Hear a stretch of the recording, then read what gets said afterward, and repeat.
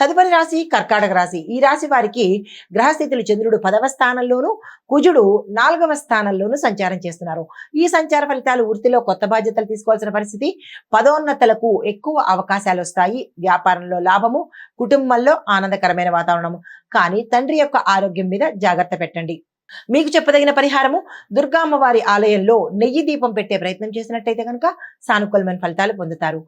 తదుపరి రాశి సింహరాశి. ఈ రాశి వారికి గ్రహస్థితులు చంద్రుడు 9వ స్థానంలోను, శుక్రుడు లగ్నంలోను సంచారం చేస్తున్నారు.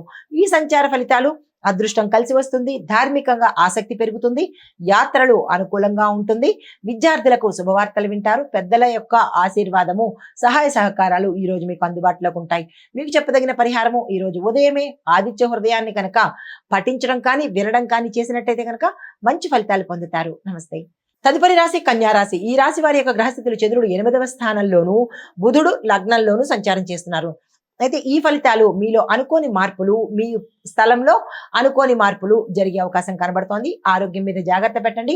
ఆర్థిక లావాదేవీలు జరిపేటప్పుడు చాలా జాగ్రత్తలు తీసుకునే ప్రయత్నం చేసుకోండి. రహస్య విషయాలు బయటపడే అవకాశం ఎక్కువగా కనబడుతోంది. ఈ విషయంలో జాగ్రత్తలు పాటించండి. శాంతంగా ఉండేందుకు ప్రయత్నం చేయండి. ఎక్కడ గొడవల్లోకి కానీ సమస్యల్లో కానీ కోరి తెచ్చుకునే ప్రయత్నం ఈరోజు చేయకండి. అయితే పెట్టుబడులకు మాత్రం ఈ రోజు అనుకూలంగా లేదు. తదుపరికి ప్రయత్నం చేసుకోండి.